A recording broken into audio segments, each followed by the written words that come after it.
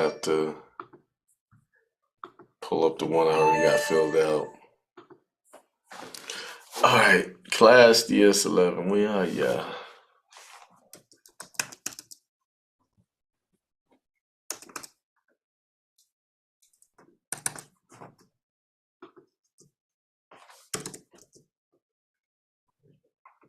There it is. Let's see what this one looks like. Okay, see, this is the old one, but we're going to use this one and then we'll go back and forth between the new one. I'll show you how to navigate this. All right. So let me do a new share.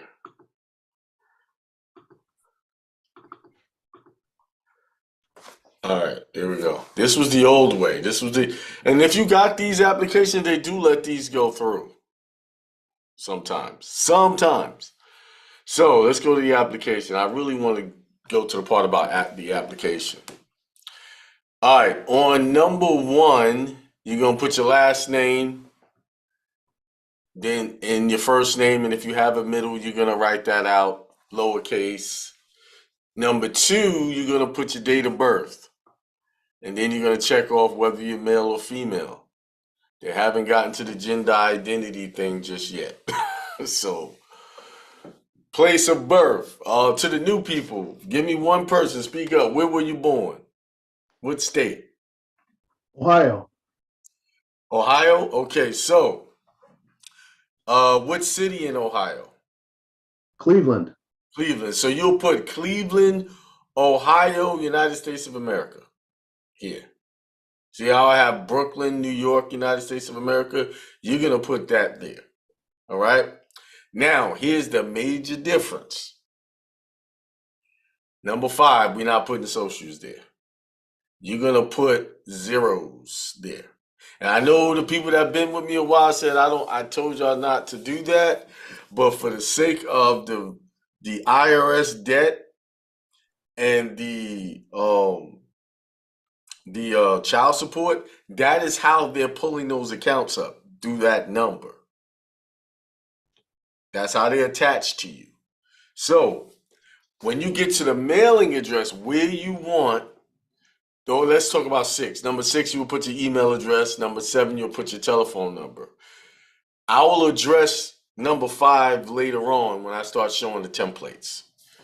So everybody following me so far? Yes. Okay, somebody's coming in. Yep. All right.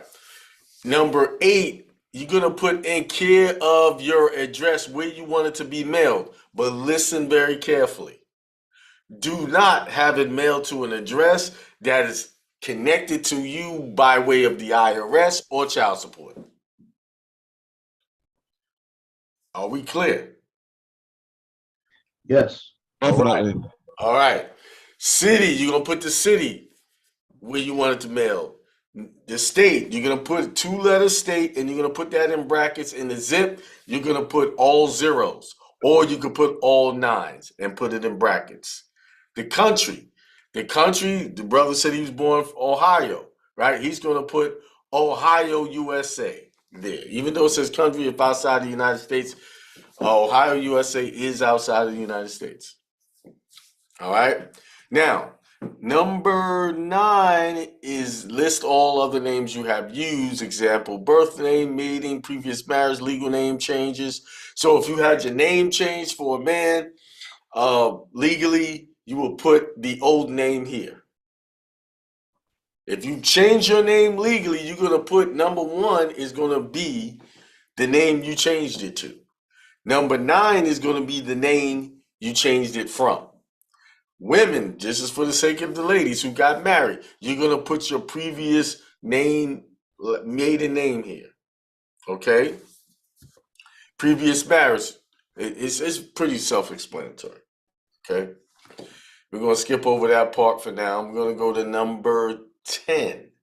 Let's go to the top of the application. It says name of applicant, last, first, middle. Put that in, then put the date of birth. Then you're going to get to your parents. You're going to do your father's name first. and how they want it. First, middle name. First and middle, then put the last name. Father names go here first, then you do the mother. Now, if you don't know your parents' date of birth, that's not going to be a big deal. I didn't know mine, and I didn't write it in. Okay, they don't care about that. Then place of birth, for the sake of the brother who said Ohio, is going to be Ohio, United States of America. All right, well, you're going to put wherever your father was born. So if he wasn't born in Ohio, he was born. What state was your dad born in? You know, Ohio. Ohio. So he's gonna be the same as yours. So United States of America, and you're gonna put the male for sex, and then U.S. citizen. You're gonna say no. Okay. Then you're gonna do your mother's name. Same situation with her. First, middle, last. Then her date of birth, if you know it. You don't know it. Then you're going to put her place of birth, whatever state it is, United States of America, female, U.S. citizen, no. Number 11, have you ever been married? So if you've ever been married, you're going to put your latest spouse, current spouse or most recent spouse name there, their date of birth and place of birth, just like you would do your parents. If it's New York, it's USA. And citizenship, no. U.S. citizenship, no. Date of marriage, if you know it, or put a roundabout date. Have you ever been widowed or divorced? That's a yes or no, and put the date if it applies. If you've been divorced, you put it applies. It don't have to be specific. Some people don't really remember those days. If you want to put an additional contact number, that is completely optional. You can if you want to. Occupation, number 13. Listen very carefully. You're going to put minister, pastor, priest, rabbi, whatever religious affiliation you want to call yourself. Deacon, you're going to put that there. That's your occupation, because the affidavit is done strictly on your religious background, okay? Employer or school, you can put the name of your church if you have one. When I say you have a church, I mean your church, not somebody else's church. I forgot what I put there, but I would not put a job or anything on there. You know, some type of religious, you want to say you work for, employer or school. And you don't even have to put anything there, because it says if applicable. So you don't have to put anything in it. Put your height, hair color, eye color, travel plans. Very important. You need to have some travel plans. And you're going to when I say travel plans, I mean you can go book a room in Canada and print out the itinerary. You don't necessarily mean you're going to go there. Doesn't mean you're going to go there. I want you to book something, because of the situation you're in with the IRS and the child support debt.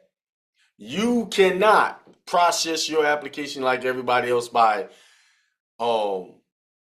walking up to the post office and doing it. You're going to have to go and sit in front of them and fight your battle and show them how unconstitutional it is. So they're going to have to tell you to your face no. Not send it in the mail and wait 2 to 3 weeks. Wait 2 to 3 weeks for them to say, no, you owe this debt. Nah, we're not playing that game. We're going in there. So the only way you're going to get in there is to have plans to leave the country within, I think, 2 weeks.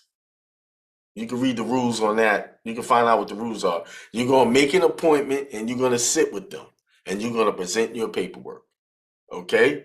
Because what you want is them to, they can't, when you start talking religion, they can't really fight you on that. So this is why I'm doing it this way. All right? Anybody have questions on what I just said?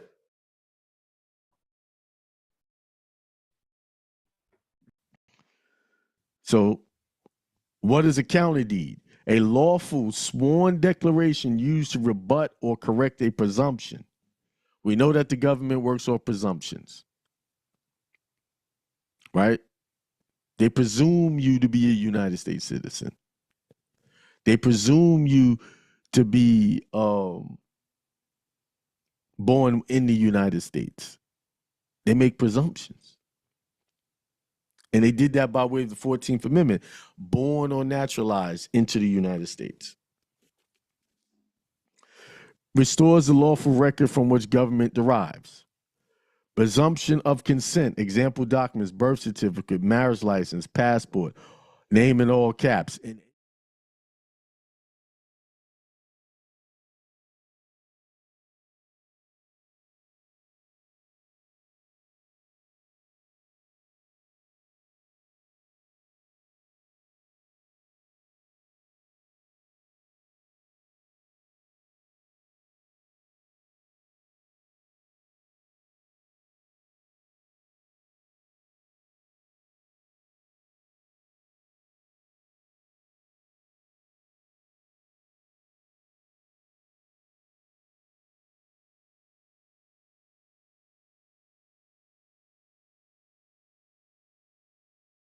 Hey, what's up, everybody? Peace.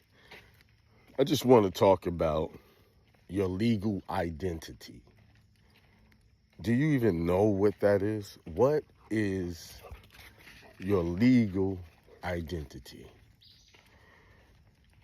There's an identity. You have a spiritual identity, and you have a legal identity, and you have a social identity. So, what is the legal identity?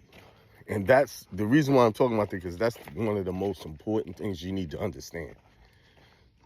One of the most. Spiritual identity is the most important thing you need to understand. But legal identity is one of the most, because it's something you deal with every day. And if you don't understand what your legal identity is, you can get yourself trapped in all kinds of stuff that you don't understand. And you're like, why is this happening to me? So a legal identity is what the social construct, like the government, what do they decide to label you, or what labels you want to accept? Like, for instance, U.S. citizen, citizen of the United States, U.S. person. These are all legal identities. And each one of these identities puts you in a jurisdiction for particular things. Like, for instance, if you read a 1040 instructions, it says, who that form is for. It's U.S. citizens or non-resident aliens. Those are the two legal identities that they reference in that material. And I'll show you where it says that. And when you go to fill out any state form, especially driver's licenses, they'll ask you, who are you? African American, white? They want you to identify. And then they'll ask you, are you a U.S. citizen?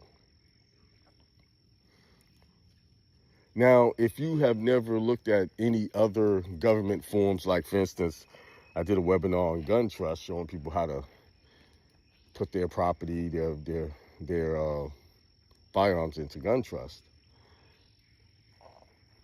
It asked you to identify yourself.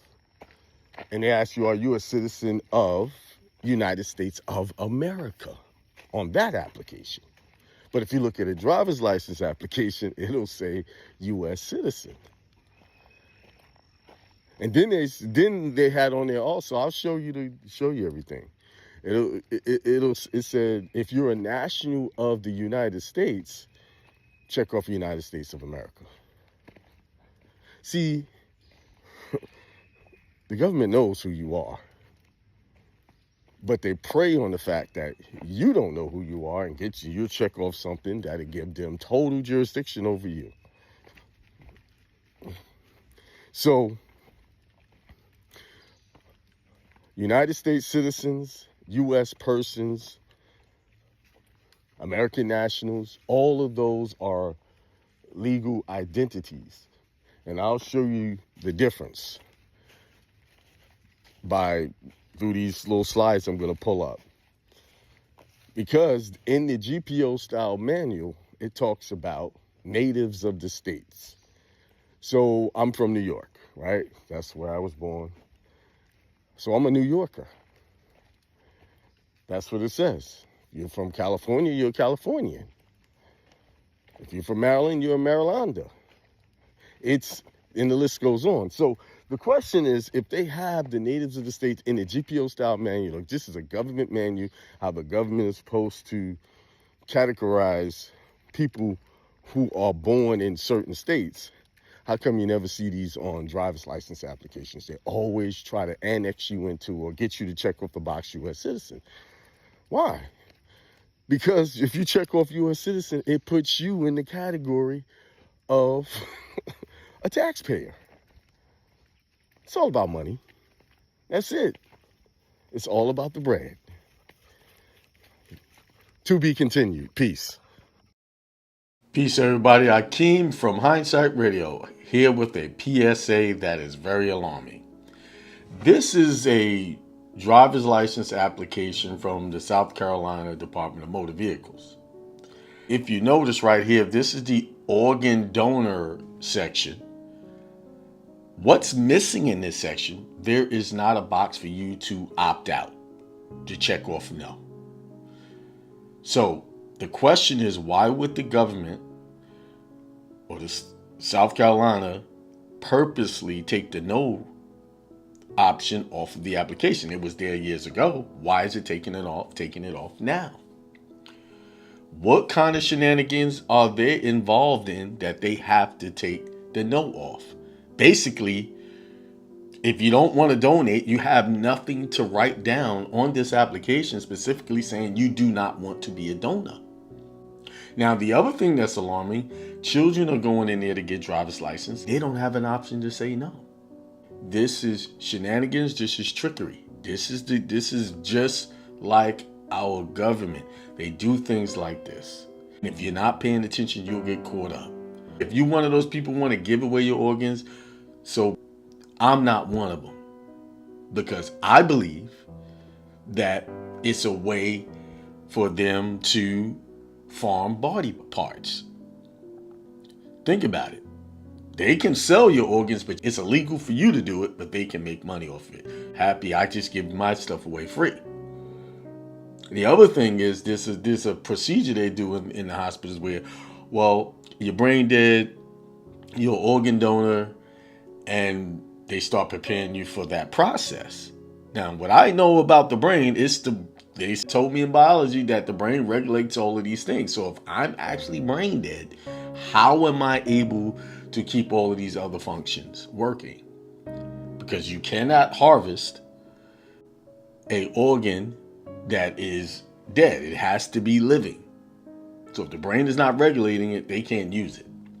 But that's science. But you have the right to say no, and on this application, they're not giving you that right.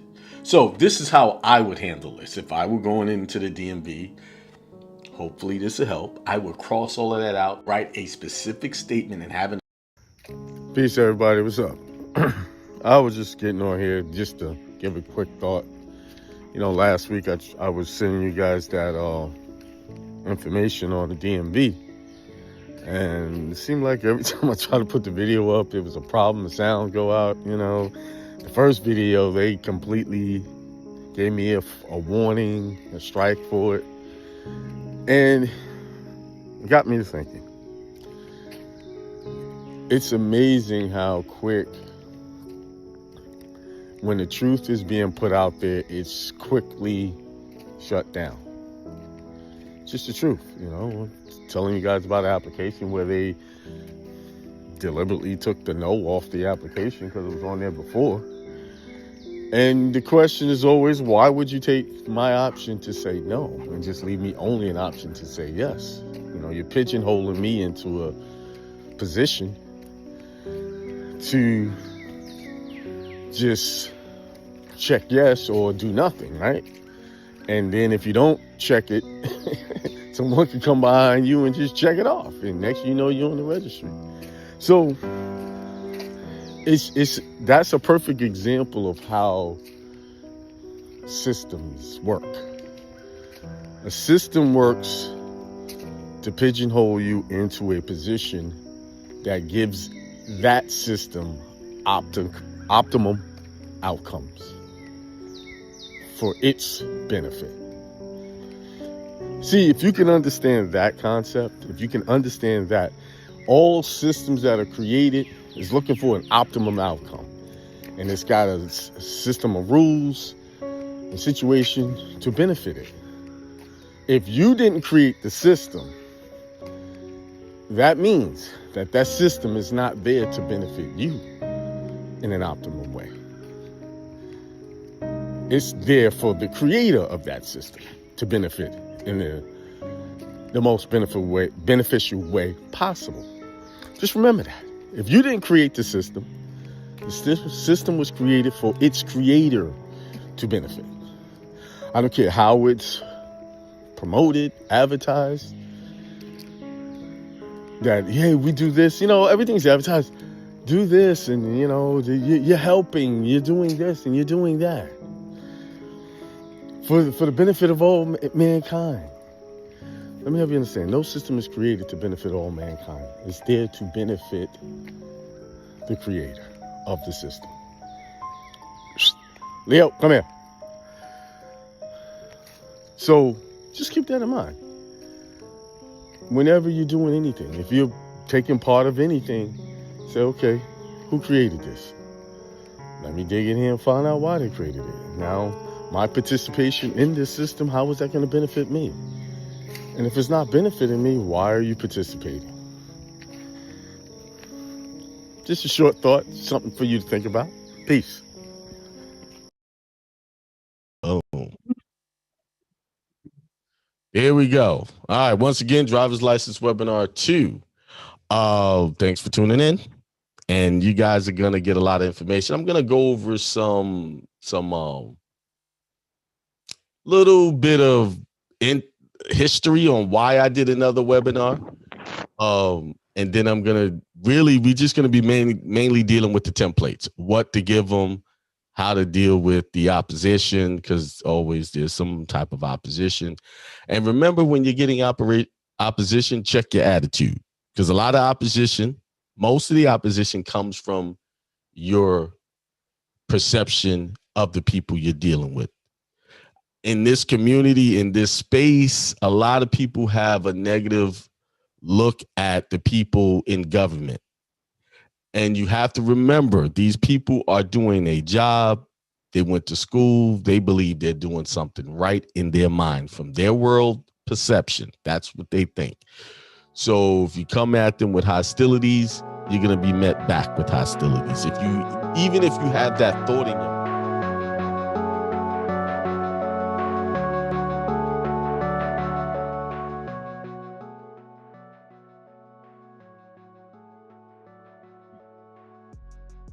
Peace. What's up? All right. Took me a while to get on. I had to get myself situated. I haven't been here in 2 weeks with a message, because it's been non-stop activities for the last couple of weeks. So I have not been able to get on here to bring a positive message to you guys on Sunday. Can you guys hear me? Let's see. Bring up the chat. Somebody's in there. Brian Kirk, what's up? Peace. My God, OGB Big K. Not too many people on. Maybe thought I was never coming back. I don't know. But I'm back. And this weekend was full of activities as well. I had to officiate my son's wedding. He got married yesterday. And he did it the religious way, the way I taught. It was kind of funny, because he was thinking about doing it the regular way, and I didn't bother to, you know, I didn't bother to like change his mind. He know what I teach, so I figured, what does it mean to change? You know, change how he's gonna do it. So let me turn this music down. And when it came down to right before everything, I said, this is, we could do it this way. His fiance, now wife, was on board 100%. Like her family that came into town was like, we don't do the marriage licenses and stuff like that. So that actually helped me solidify what I had to say. So the point of me saying that, sometimes we'll hear something that is not altogether what we agree with, but it's always the best not to jump on it right away. Like sometimes we'll hear something that, no, you get, and we jump on it right away, and that causes resistance. But by me not opposing or agreeing or opposing it, I just let it flow.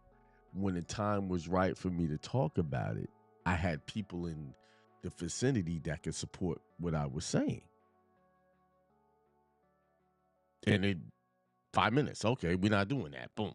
And I prepared the ceremony paperwork and bam. And one of the things, and this is good that I'm talking about this now, because sometimes, when you do a religious rite, man, well, what about changing the last name? What about that? Well, yes, you're gonna, if you want your last name changed, and if you're the woman, you want to change your last name to your husband, you will have to go through the normal name change procedures, and you'll have to pay them for that, things like that. And if you want to do that, that's one of the, I guess I wouldn't even call it a downside, just small things, prices you would have to pay in order not to bring the state into your marriage. That's the way I look at it, I don't know. I think it's small price to pay. But congratulations to him. Everything, their family came up, everything was cool, and then the husband of her sister, her brother-in-law, said, this is like a ending of a Tyler Perry movie. Everybody's getting along and things like that. And he mentioned how his family, they don't get along. So by this time, somebody would have been fighting.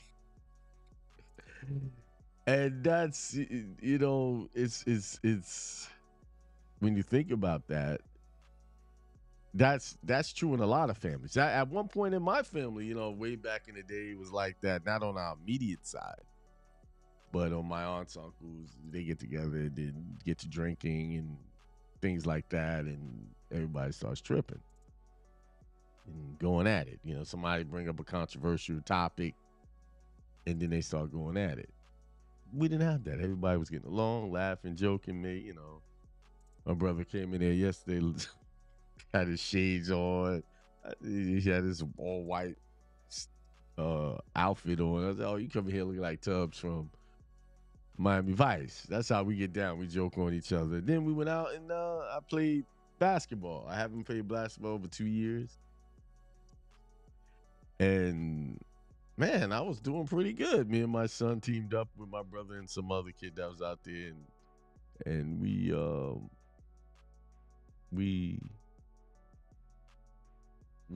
and my son won. 11. I struggled because my win wasn't there. But I'm feeling pretty good today. So I think I'm gonna continue that. Go around, shoot some hoops like I used to. I used to play every day at one point. Every day I was out there. But my body feels strong, and that comes from, since the beginning of the year, I've been consistent with running and walking my dog every morning. Every morning. 6 o'clock, 6 a.m., I'm out there for like 30, 45 minutes. And I'll run part of the ways, walk. So that kind of helped too. But I want to read out of chapter 22. let me go back to that. What I was saying. I'm thankful. I got a good family. Everybody showed up again. Like my daughter's graduation. Everybody showed up, and then again they showed up again. It's impressive. This time I got them beef ribs. I had the beef ribs cooked pretty good the last time, but I was off the wind. But this time I prepared those beef ribs the night before, seasoned them up real good. My boy gave me some techniques, followed his techniques, cooked them on the grill for about 5 hours. I started around 6, 7 a.m., 7 p.m., and I wasn't finished about 1 in the morning getting them done right. Put the sauce on and put them in, let them cool down to room temperature. Then I put them in the refrigerator. We heated them up. Man, everybody was going crazy over this. There's no more ribs. Let's put it like that. Everybody enjoyed it. So, but I feel like I still got some work to do with those ribs to get it right. But yeah, I eat beef ribs. Yes, for all you vegetarians. Oh, you eat meat? You eat meat? Yes, I do. Yes, I do. I try to eat healthy, but I eat meat. Yes. And I enjoy it. All right. A Push in the Right Direction by Reverend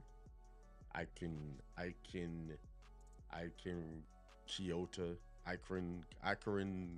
I always get tongue twisted with that name, but Reverend Ike, we know who he is.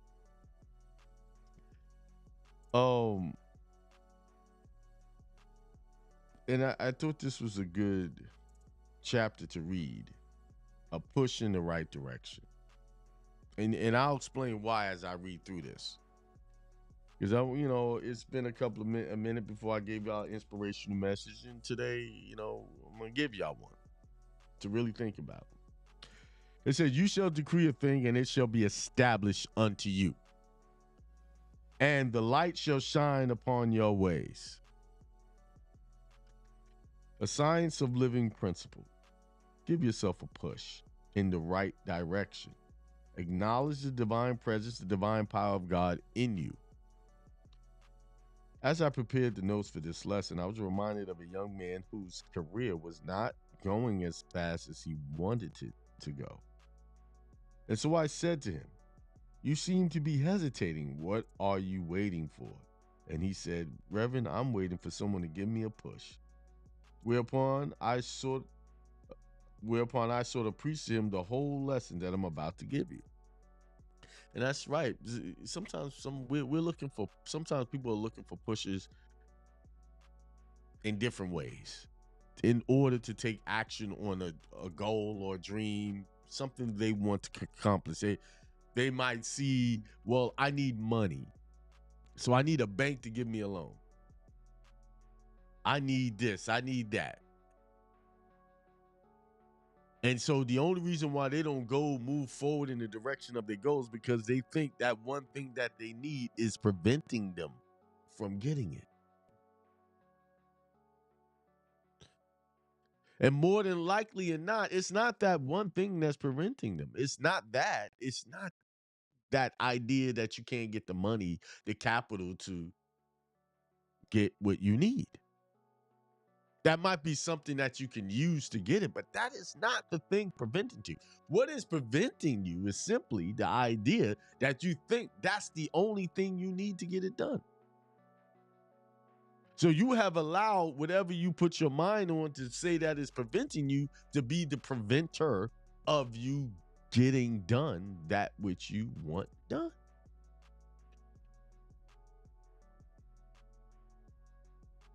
I was talking to my now son's brother-in-law, talented in HVAC, has the knowledge. People want him to do work for him, want to put him to work as a contractor. And he believes that it's his credit and his ability not to get enough capital to do certain jobs is preventing him. Now, when he was telling me this, I just listened. I didn't try to change his mind. I didn't try to preach to him. I just listened.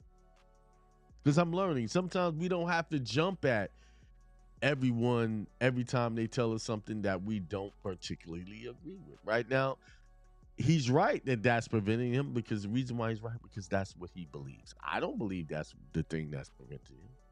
I believe he has just created an idea that that's what's preventing him. And we'll probably talk again. And the opportunity and the door will open up where I can share some wisdom on the subject. Because it reminds me of when I wanted to go to school to be a barber. Me and my brother walked into the barbering school and sat there, waited for the owner of the school to come talk to us. Sat there for a good while.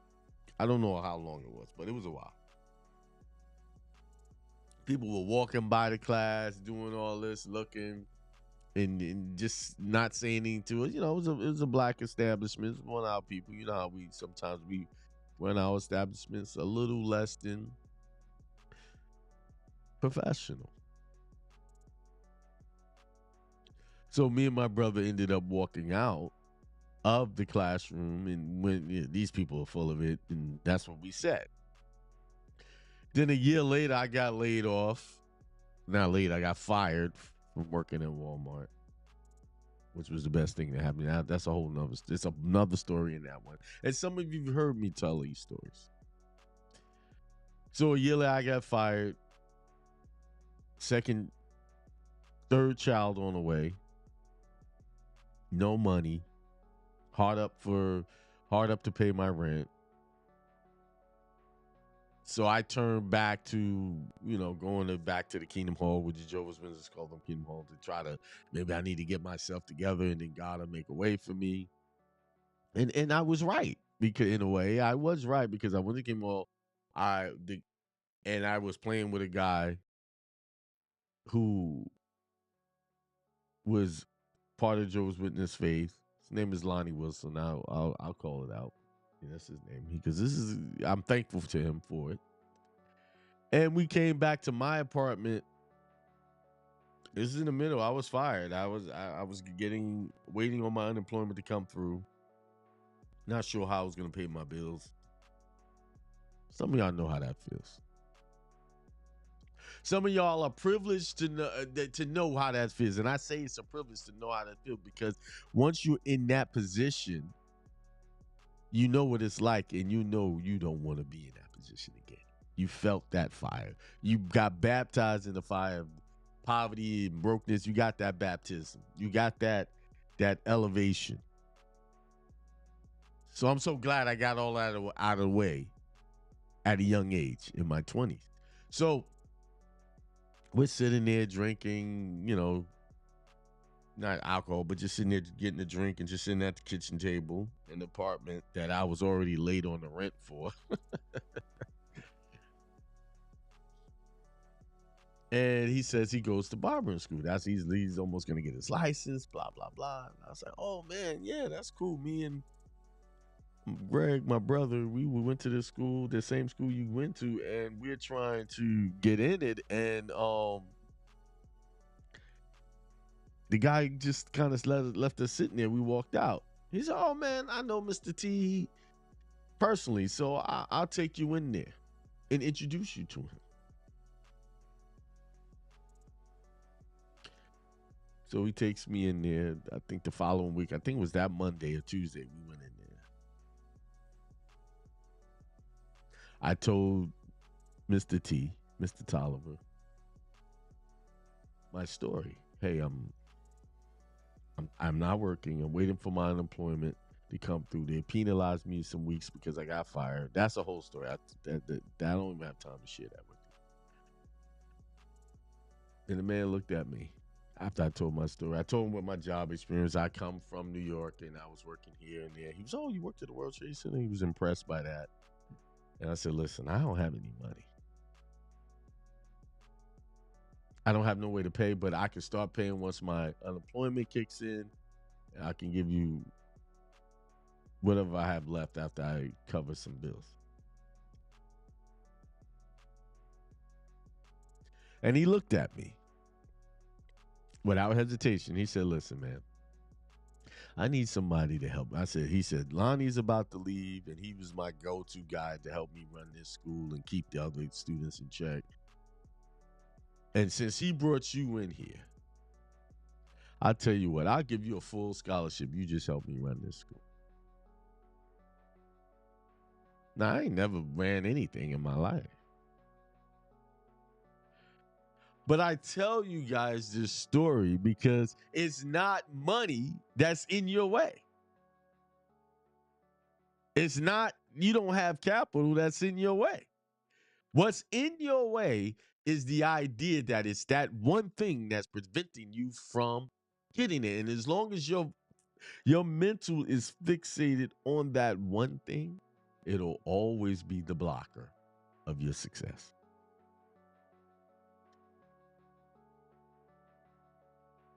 Okay? I had to get stripped down to having I was in the negative. I owed rent, I owed lights, I owed everything. Barely had money to buy groceries with 2 kids, 1 coming.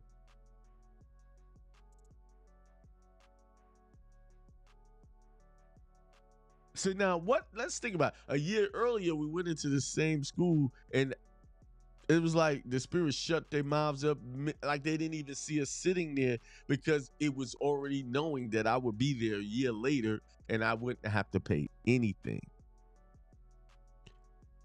I didn't know. I was still caught up in my intellect. Like, I'm going to think my way out of this.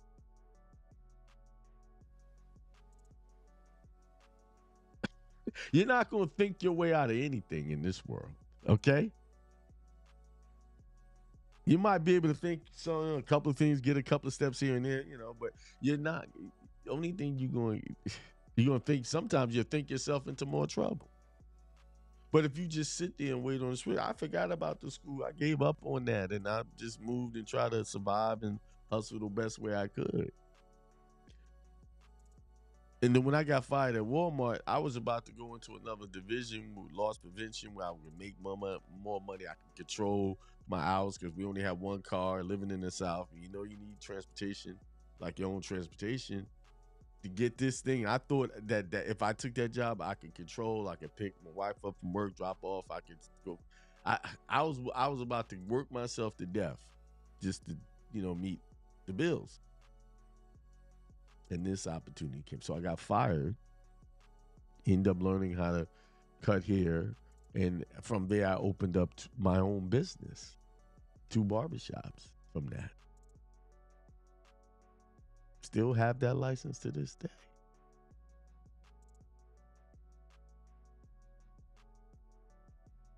And that was in 1995.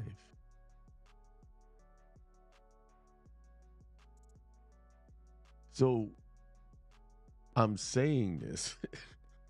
Stop allowing yourself to think yourself into more conflict and blocks of your blessings or what you want to do. Open your mind up.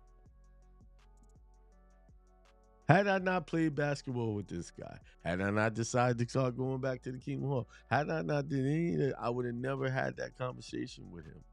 But I was still open for the barbering, but that wasn't the time. That was the time for me. In 7, almost 8 months, I was a licensed barber. Which gave me the skill to touch my son up yesterday so his hair could look good for his wedding. Not only did I officiate it, I had to tighten him up with a cut. Now you think about this. How many of y'all can say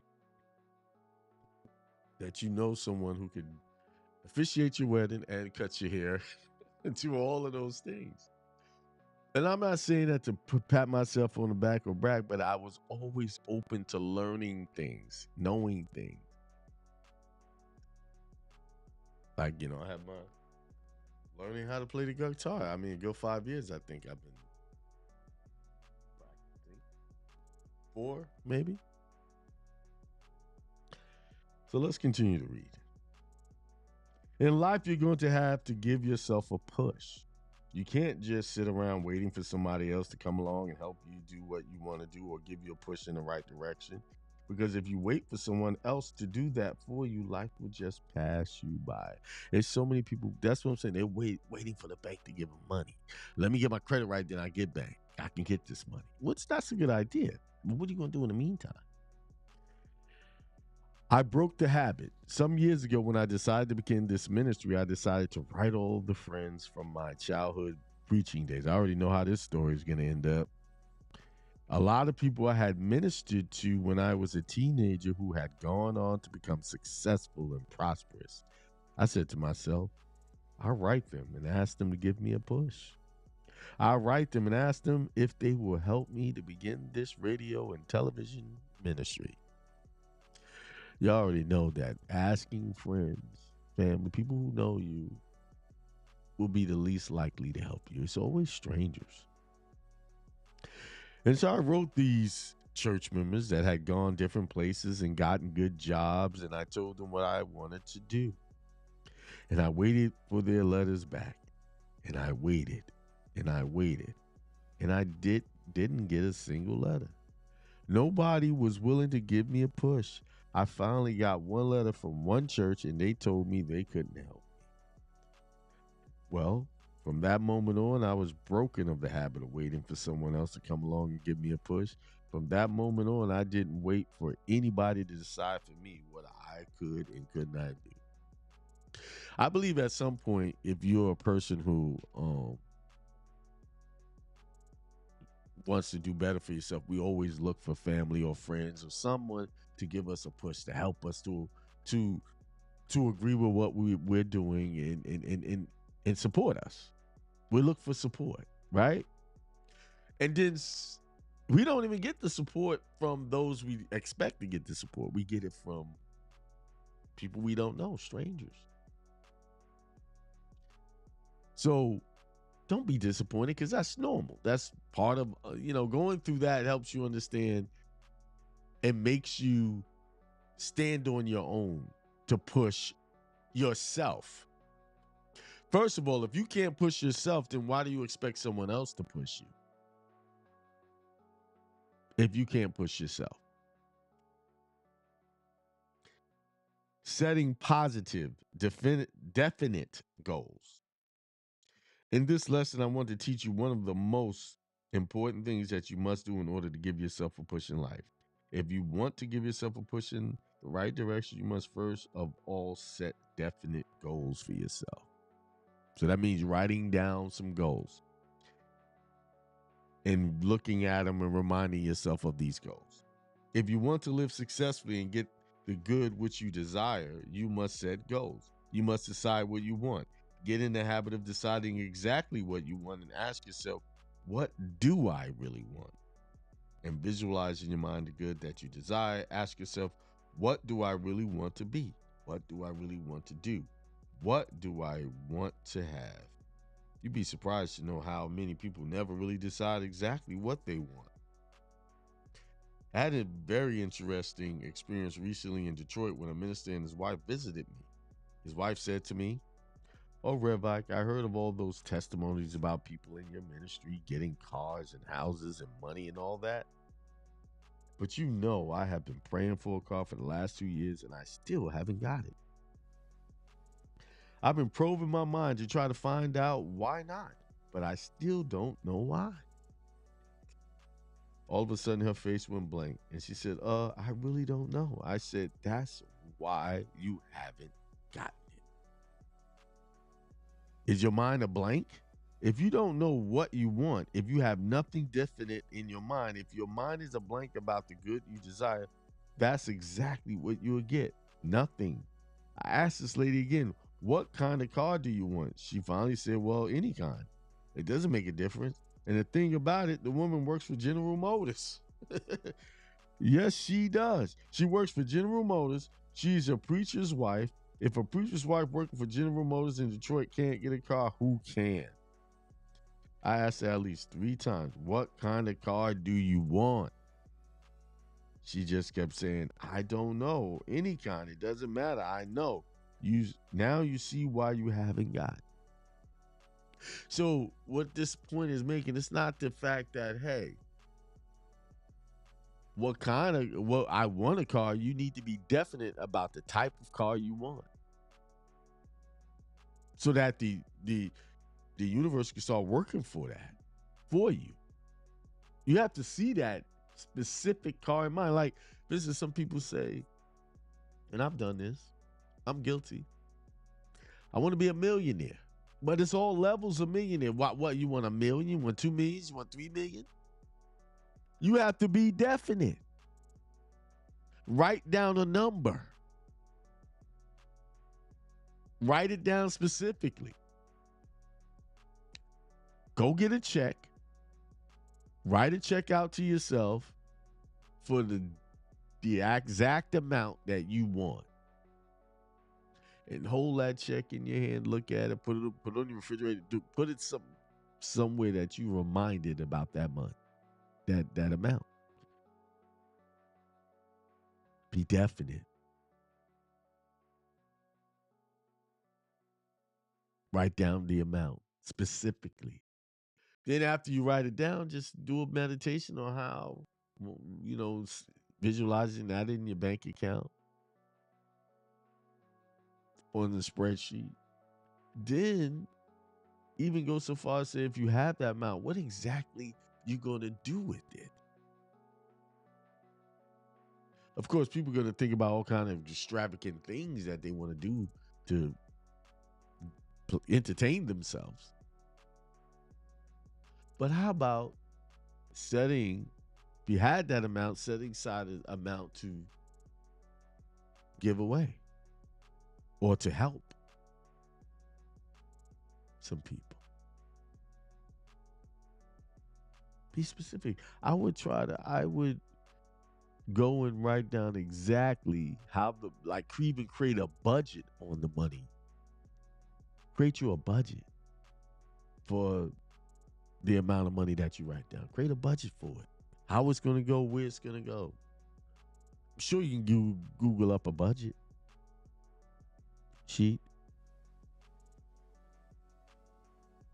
See, now that's being definite.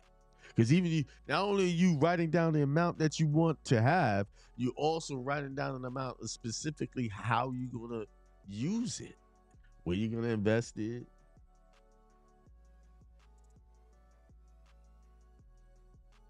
Yeah.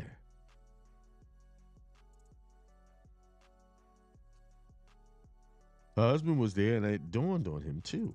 His wife hadn't set definite goals. She didn't have a clear idea in her mind of what she wanted. I finally got her to say exactly what kind of car she wanted. And after she knew exactly what she wanted, I said to her, now go and get it. She began to say, well, how? And I said, don't ask how, just go and get it. She should have the car by now. Be choosy. To give yourself a push in the right direction, you must set up positive goals for yourself. You must be decisive. You must decide definitely what you want to be, do, and have. Get a clear idea of the good you want in your mind. There's nothing that your mind will not do for you if you tell it what you want. This is what the psalmist meant when he sang, my heart is fixed, O God, my heart is fixed. When you give yourself a push, it's important that you set goals. It's important that you decide exactly what you want. If you want something, never say, well, I don't know exactly what kind. It doesn't matter. Never say it doesn't matter. Anytime you have a choice to make the choice decisively. Even when it comes to ice cream, I always make a definite choice. I was at one of the church residences in the mountains in California recently, and one of my aides said to me, Reverend, what kind of ice cream do you want? He said, we have butter pecan, black cherry, strawberry, and vanilla. What kind do you want? Well, I said to myself, Reverend Ike says you got to make a choice. I can't say it doesn't make a difference. So I said, I'm going to make a definite choice. Bring me all the flavors you have and give me a half scoop of each one. That's interesting. Don't wait for anyone else to give you a push. Don't let anyone else make a choice for you. When you're offered a choice, never say what kind. Never say it doesn't matter. Always make your own choice. I'm going to put it more clearly. Be choosy. If you get in the habit of just accepting anything, that's when people would just give you any old thing. Some of you wonder why you get such bad deals. It's because you don't make a choice. And people just give you any old thing, good quality or bad quality. Be choosy. When you are giving yourself a push in life, be sure you know what you want. Be sure you tell your mind what you want. Then all the ways and means will begin to open for you. Quotes to remember. Give your mind a purpose, and your mind power will lead you to the fulfillment. Push on. Keep moving. The business of life is to go forward. God helps them that help themselves. Affirmative treatment. Right there and right now, this is affirmative treatment. If you want, you could repeat after me. So here they are. Right here and right now, I give myself a push in the right direction. I don't have to wait for anybody else to come along and give me a push. I know through the presence of the power of God within, I can be what I want to be, do what I want to do, and have what I want to have. I am setting positive goals for myself and giving my mind and my life a purpose. I am achieving and accomplishing good through the presence and power of God in me. Thank you, Father. Thank you, God, in me. I think that was a good chapter of pushing yourself and not looking for someone else to give you a push. Because even if they did give you a push, you wouldn't even recognize it as a push. You might even recognize it as someone being too bossy over you or something. Every time I tried to push somebody in the right direction, they didn't take it well. Because it wasn't their time. Nothing. When a person is time to get something, they're going to get it. Had I made a fuss about marriage licenses early on when my son brought it up to me a few months ago, I might not have been able to encourage him to do otherwise. But when I mentioned it casually and someone heard it, like, yeah, right, and got the co-sign of someone else in the room, it was done. Life is only difficult because we think that it should be difficult. Or we complicate things through our thinking. And there you have it. It's 11:01. I hope I made up for all of those other Sundays I wasn't around.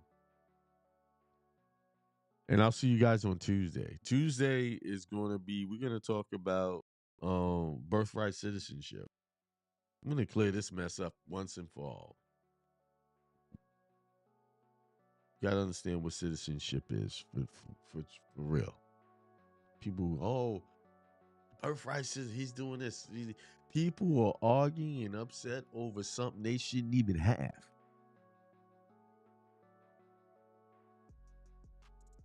All right, with that being said, peace, prosperity, extreme wealth to everybody. Y'all have a good day.